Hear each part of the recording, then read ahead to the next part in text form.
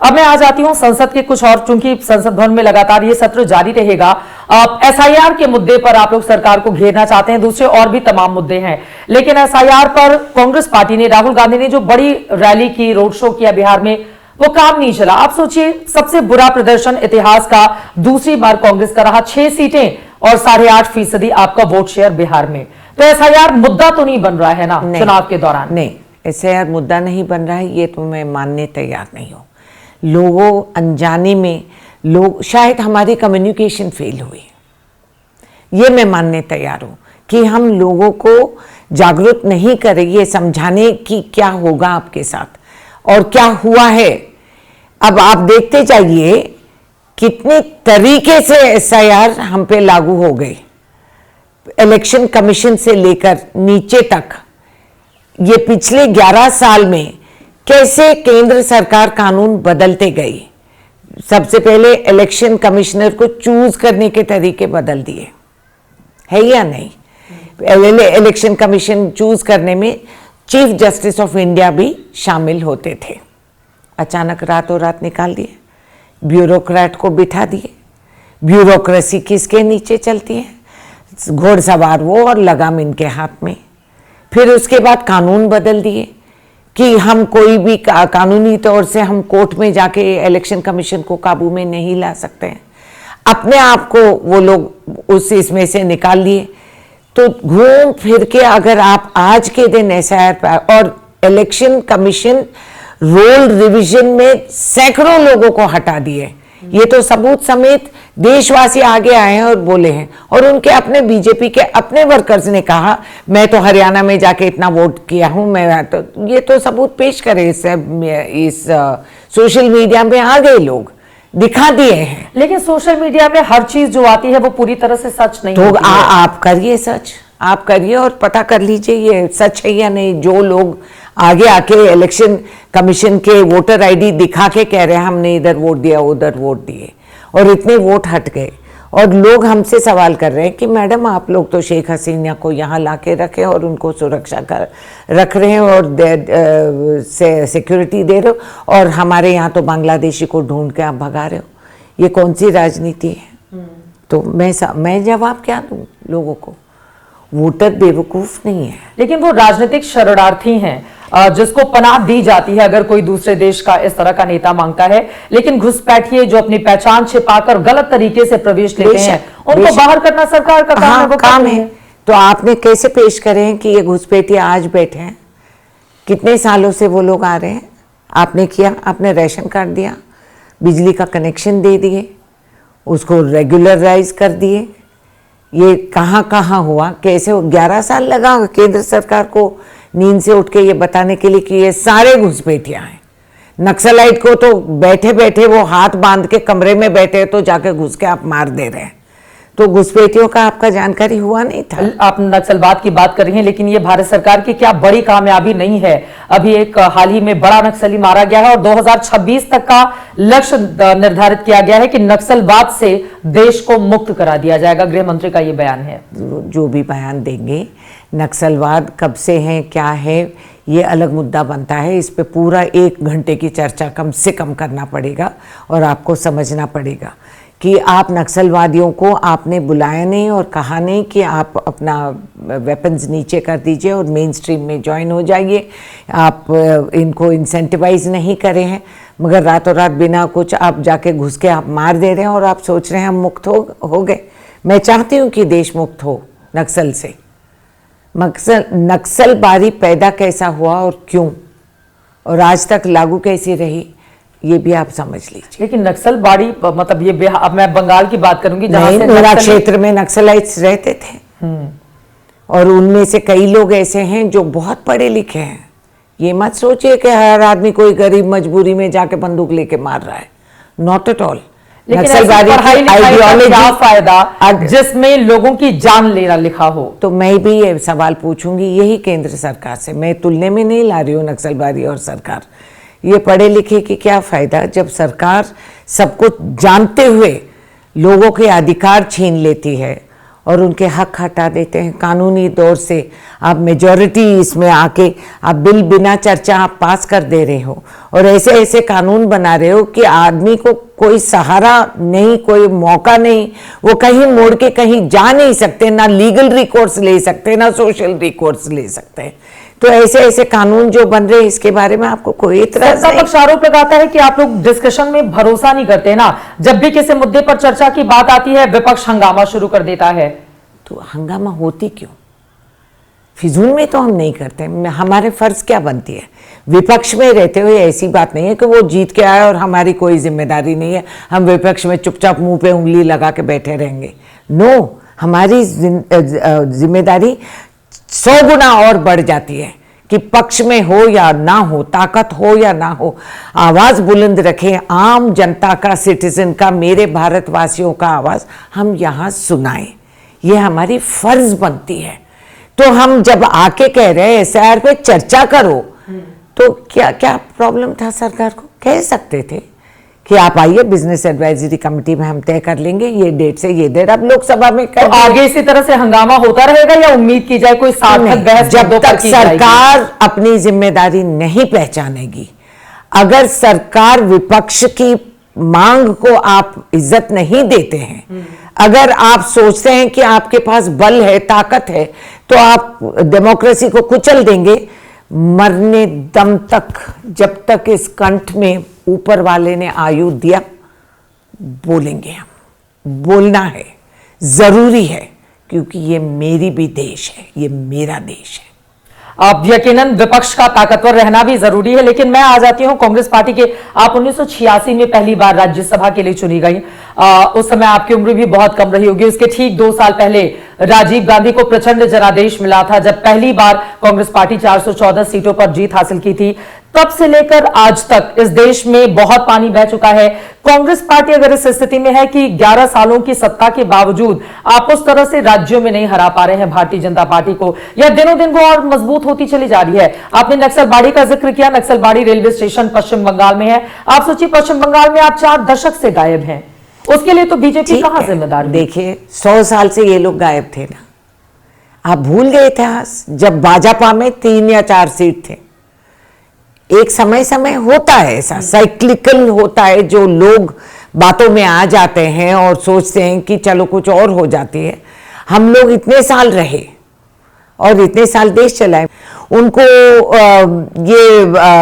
ताकत मिल जाती है और वो बोलते रहते कि इतने साल में कुछ नहीं हुआ, सारा काम हमने किया, आप देख लीजिए, और नेहरू का नाम लेकर डंडोरा पीटते रहते। कभी इतिहास पढ़ा करो ना। फर्जी डॉक्यूमेंट लेके हम पार्लियामेंट में आके कहते हैं हम पढ़े लिखे हैं। लेकिन मोदी के नेतृत्व में ही दुनिया में चौथी बड़ी अर्थव्यवस्था बन गया है भारत। हिटलर के नेतृत्व में क्या क्या ताकत मिला था हिटलर को। मैं तुलने में नहीं कह रही हूँ, मगर मैं कह रही हूँ जो मीडिया की एक रोल होती है, चर्चा एक रोल होती है। इतिहास गवाह है, दुनिया के वर्ल्ड हिस्ट्री में आप देख लीजिए, जितने एक्सेसेस हुए, जितने गलतियां हुए, वो पक्ष में रह के ही हुए हैं। तो इतिहास अगर ये जरूरी नहीं है, ठीक है, बहुत अच्छी बात है, देश के प्रधानमंत्री हैं, हमारे भी प्रधानमंत्री हैं, चाहे हम वोट दिए नहीं दिए वो अलग बात है, मगर ठीक है उन्होंने आए और आप सोच रहे हो कि पूरा देश विदेश में हमारी नाम रोशन हो गए, हमारे लिए भी गर्व की बात है। प्रधानमंत्री ने एक बार आपकी हंसी को लेकर भी टिप्पणी की थी, ये कहते हुए कि रामायण के बाद पहली बार इस तरह की हंसी सुनाई दे रही है। सही बात, वो तो मेरा भाई है ना, इसीलिए पारिवारिक तौर से मेरे हंसी वो पहचान लिए, वो भी मेरे भाई है। तो रामायण में मेरे भाई कौन होते हैं ये भी आप पहचान लीजिए।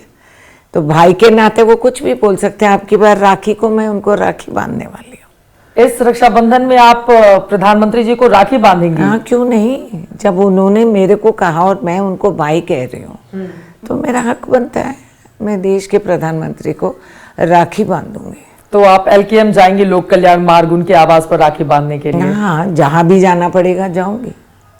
ठीक है, एक बार फिर से उसी मुद्दे पर जिसकी हम चर्चा कर रहे हैं, आप क्या नरेंद्र मोदी को हराना मुश्किल साबित हो रहा है? नहीं, आप लोकतंत्र को कम अंदाज लगा रहे हैं। कोई इंसान, किसी ने सोचा कि पंडित जवाहरलाल नेहरू के बाद क्या होगा? देखिए क्या हुआ। तो ये जरूरी है कि एक बंदा बैठे रहेगा। नरेंद्र मोदी की सरकार नहीं है, ये भारत देश की सरकार है। लोग अवाम विभिन्न प्रांतों से वोट दिए हैं और कईयों ने दिए नहीं भी दिए हैं। इसको हमें याद रख के चलना पड़ेगा। कोई असंभव नहीं है, कोई ऐसी ताकत नहीं है इस देश में और इस लोकतंत्र में जहां एक इंसान हमेशा के लिए रहेगा, होता नहीं है। ये बात सही है, लेकिन मौजूदा वक्त में मतलब उनको लेकर कहा जाता है कर्मठ प्रधानमंत्री हैं, लोकप्रिय हैं नेताओं का, क्योंकि मोदी के नाम पर भारतीय जनता पार्टी जितनी सीटें या जिस तरह का मैंडेट हासिल कर रही है, महिलाओं में उनकी अपार लोकप्रियता है, मंदिर के निर्माण, सनातन को लेकर, परंपरा को लेकर, विकास को लेकर, यह उनका 3 एजेंडा है जिसको लेकर सरकार आगे बढ़ रही है। नरेंद्र 11 साल हुए ना, अभी आगे सिनेमा बाकी है, देखेंगे। ये सिर्फ 11 साल की बात आप कह रहे हैं, ऐसे तो बहुत कहा गया था। एक वो थे अपना महात्मा गांधी जी, जिन्होंने इस देश को आज़ादी दिला दिया।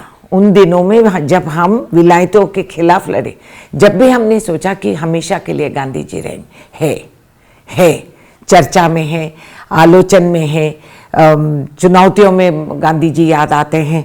और जब हम आगे बढ़ते हैं, हम सोचते हैं कि गांधी जी के सोच विचार से जो लोग लगाव रखते हैं कि उनकी स्टेटस ही अलग है। उन्होंने गरीबी को एक पहचान दिए और ताकत दिए। वो कपड़े कम पहन के घूमे, डिज़ाइनर कपड़े और शॉल और महंगे चश्मे और घड़ी कभी नहीं पहने थे महात्मा गांधी जी को। और आज के दिन जो रुपया तुम खर्चते हो फिर भी महात्मा गांधी नजर आते हैं। वो है ताकत। ये 11 साल की बात है, अभी कुछ दिखा नहीं। आप डिजाइनर कपड़ों की बात कर रही हैं, आपको भी जब जब हमने संसद में या बाहर कहीं देखा है, खूब बन सवर के अच्छे से तैयार होके अच्छी अच्छी खूबसूरत साड़ियों में, ये क्या अंदाज है रेणुका चौधरी का? मैं आ जाती हूँ कुछ आपके पर्सनल क्वेश्चन पे। No, I am very happy आप पूछ रहे हैं, क्योंकि मैं बुनकरों के साथ काम करती हूँ।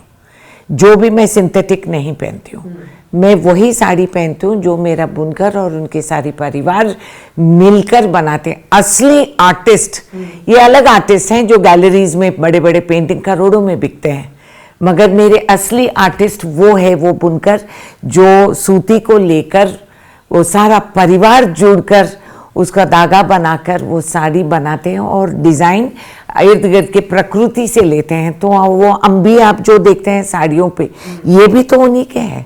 अच्छा, और मैं गर्व से कहूँगी ये कम से कम 25 इयर्स पुराना साड़ी है। ये 25 साल पुरानी साड़ी आपने पहन रखी है? और मैं शान से पहनती हूँ और 10 बार पहनूंगी। आप मेरे पुराने फोटोज निकालिए, आपको दिखेगा कि मैं वही साड़ी पहनती हूँ।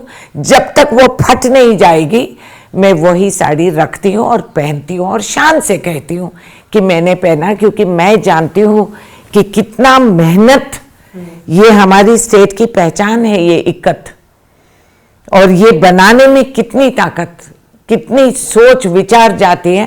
तो मेरी ये आदत नहीं है कि एक साड़ी एक बार पहनूं तो दोबारा नहीं पहनूंगी। तो I like to wear my saris, I like to show मेरे पुराने साड़ियाँ मैं पहनती रहती हूँ। और आज इस उम्र में आके कई बार यंग गर्ल्स आते हैं और बोलते हैं आंटी आपकी इतनी खूबसूरत साड़ी, पुराने क्योंकि प्योर सिल्क, प्योर कॉटन, असली सूती को जब आप पहनते हो जितना धोते हो उसकी उतना उभर आती है। वो कलर्स भी नेचुरल डाइज जो होते हैं, आप सोच भी नहीं सकते हैं कि हाउ ब्यूटीफुल इट बिकम्स। तो ये इसीलिए तो मैं बस, मेरे कोई महंगे साड़ी नहीं है, डिज़ाइनर उससे भी नहीं। हाँ, डिज़ाइनर है कि मेरे बुनकर ने बना के दिया, असली डिज़ाइनर वो है, मैं मानती हूँ। उसका लेबल वेबल कुछ नहीं हो सकता, मगर ये खुशी की बात है कि श्रीमती सोनिया गांधी जी ने पहचाना।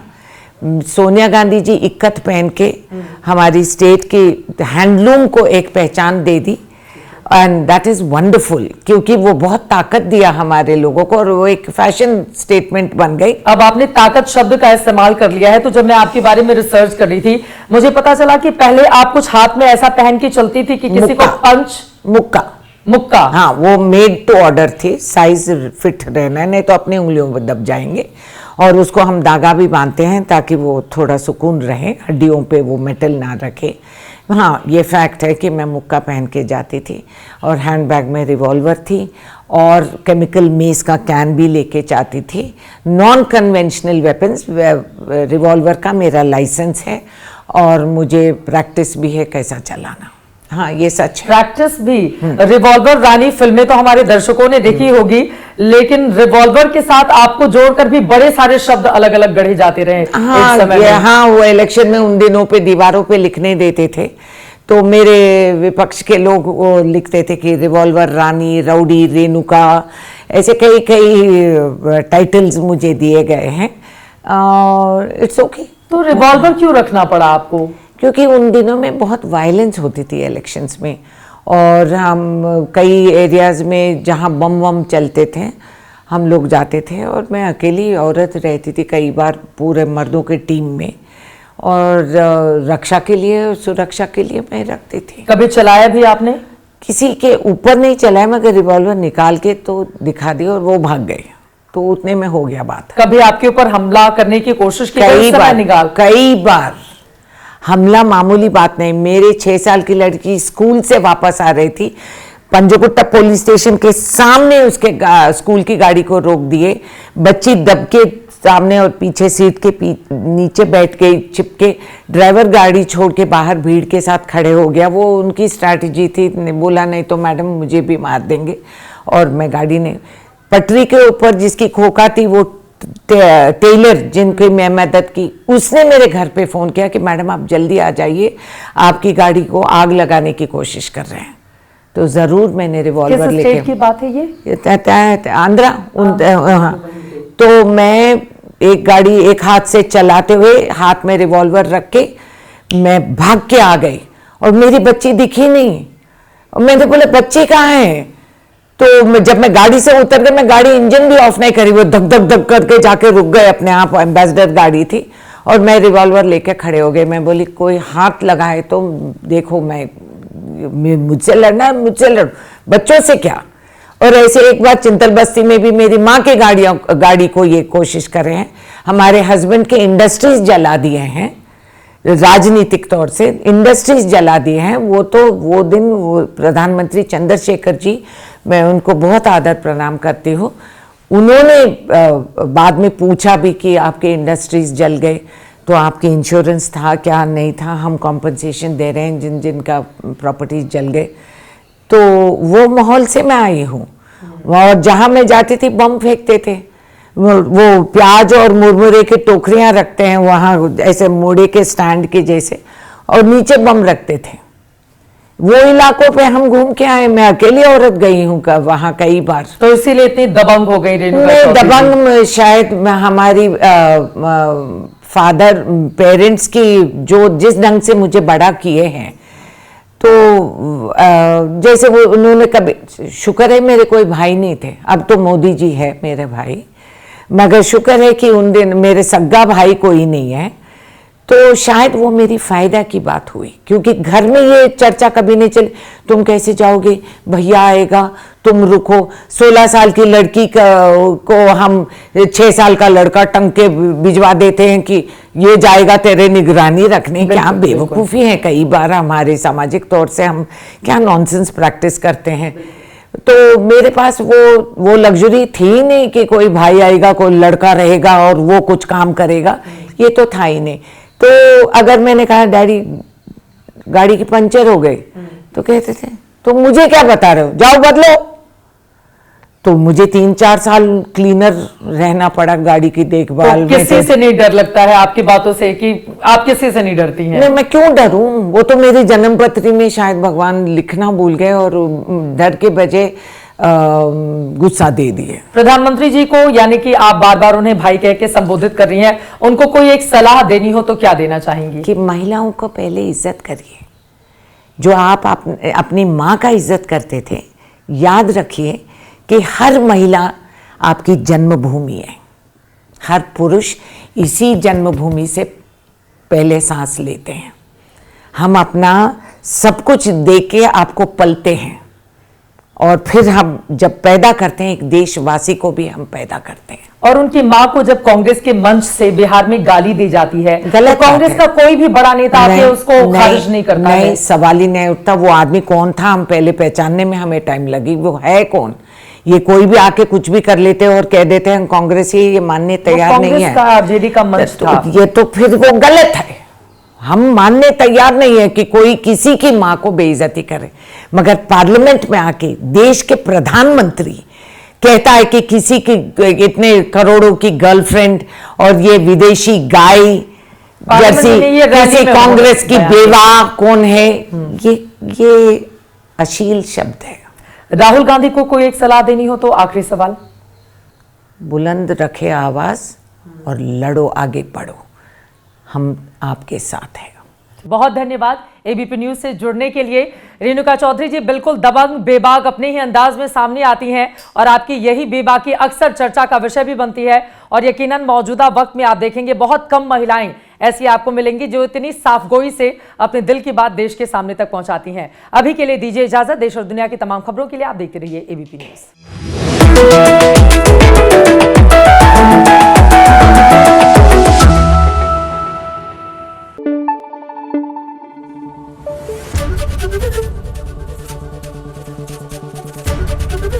एबीपी न्यूज आपको रखे आगे।